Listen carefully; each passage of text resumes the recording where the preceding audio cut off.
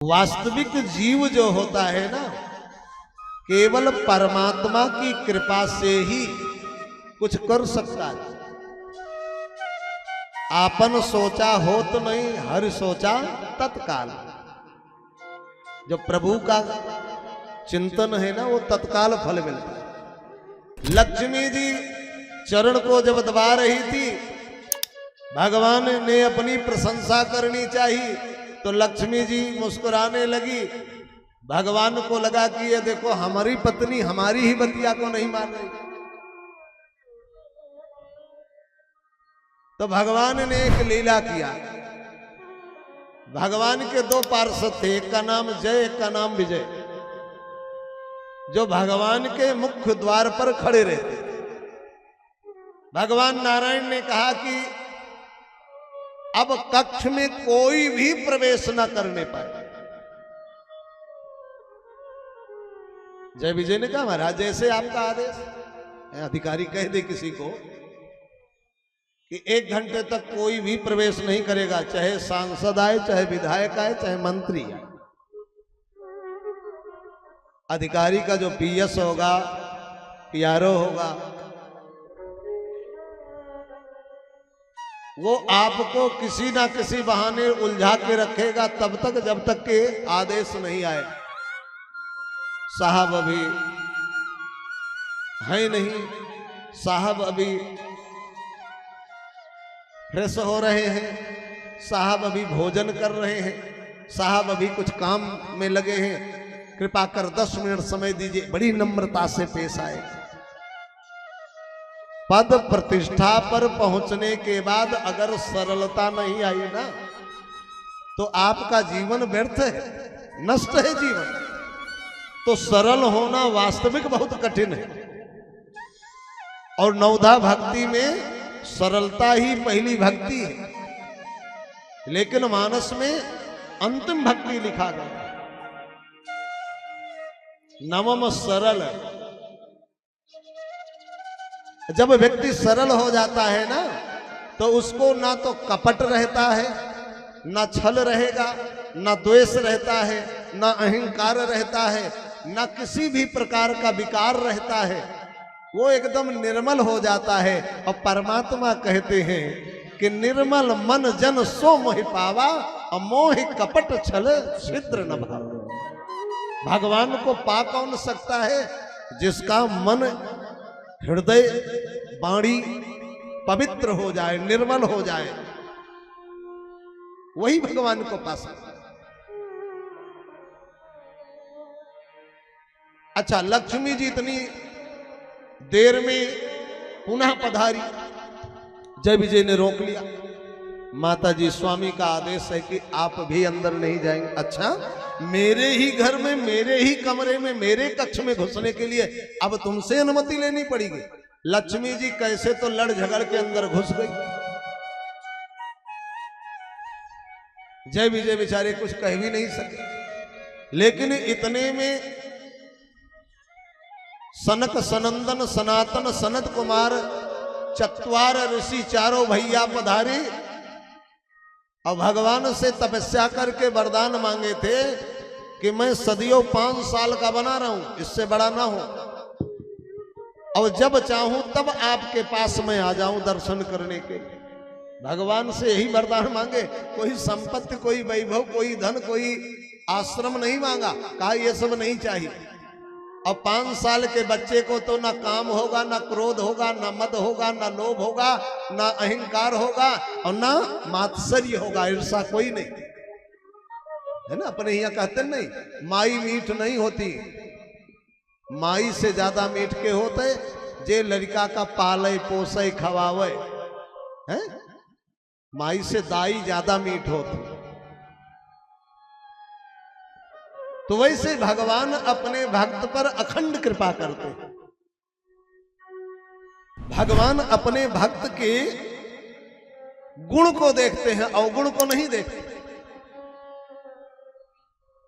तो सनक सनंदन सनातन सनत कुमार जब पधारे तो जय विजय ने रोक लिया, ना प्रवेश वर्जित है। तो जय विजय ने श्राप दे दिया कि 3 जन्म तक तुम राक्षस शरीर पाओगे। एक नहीं 3 जन्म तक। वही 3 जन्म तक जाकर के राक्षस हुए हैं। अब जय विजय बेचारे बड़े दुखी हो गए कि हमने कुछ अपराध भी नहीं किया और हमको 3 जन्म तक राक्षस शरीर पाने के लिए श्राप मिल गया।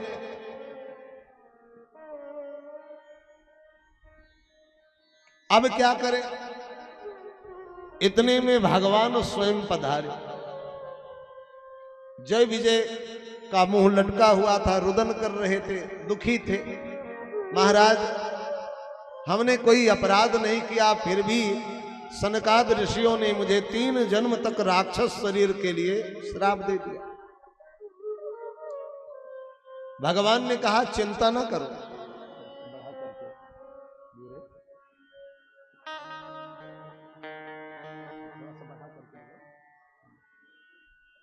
तीन जन्म तक शरीर आपकी राक्षस की हो।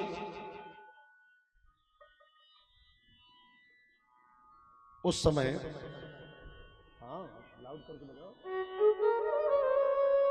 हाँ।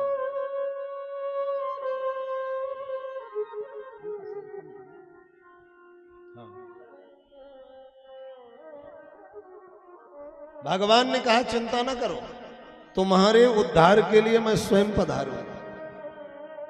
तो भगवान ने जय विजय के उद्धार के लिए अनेक शरीर धारण किए। महाराज परीक्षित को जब सुखदेव जी कथा सुना रहे थे वैकुंठ प्राप्ति के लिए, तो ब्रह्मा जी को भी बड़ा आश्चर्य हुआ कि इस कथा के सुनने से भगवान की प्राप्ति हो जाएगी, ये कैसे संभव? तो ब्रह्मलोक में एक तराजू मंगाए। तो तराजू में कौन से पलड़े होते हैं? 2। अब तो एक ही होता है। अब तो इलेक्ट्रिक तराजू चल गई ना, तो अब तो एक ही है। तो पहले 2 पलड़े होते थे। जैसे आज के समय में देखो तो हम कहते हैं ये पवित्र है, ये अपवित्र है, ये ज्ञानी है, ये अज्ञानी है, ये बलवान है, ये निर्बल है, ये धनवान है, ये धनहीन है। सदी 2 ही वस्तु बनी। तो ऐसे तराजू के पलड़े में 2 पलड़ा होता था। एक पर बटखरा रखा जाता था, एक पर जो तौलना होता था उस वस्तु को रखते थे। तो ब्रह्मा जी ने भी एक पलड़े पर, जिसपे जैसे बटखरा रखते हैं, उस पे तो श्रीमद् भागवत महापुराण की पोथी को रखा, और दूसरे पलड़े में जप तप सत्य दया दान जितने भी परमात्मा के प्राप्ति के साधन हैं, धर्म कर्म आदि को एक पलड़े में रखा।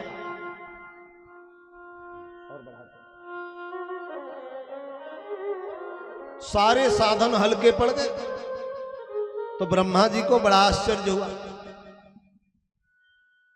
कि जो सत्कर्म परमात्मा के प्राप्ति के लिए उत्तम साधन बताए गए, वो इस श्रीमद् भागवत महापुराण के पोथी के सामने सब हल्के पड़ गए।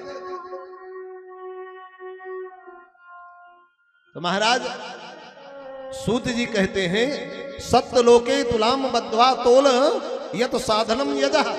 तो सारे साधन जब शून्य हो गए, हल्के पड़ गए, तो ब्रह्मा जी को भी बड़ा आश्चर्य हुआ। ब्रह्मा जी ने वहीं पर समर्थन किया, मुनरी भागवत भगवत रूपम शास्त्रम भागवतम कलौ, कि इस कलिकाल में भगवत प्राप्ति के लिए उत्तम साधन होगा श्रीमद् भागवत महापुराण। ये भगवान की प्राप्ति का उत्तम साधन होगा।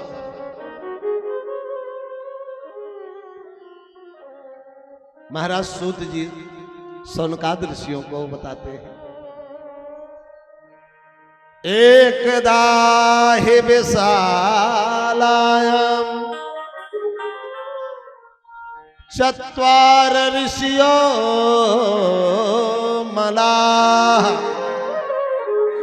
सत्संगार्थम समायाता तत्र नारदम।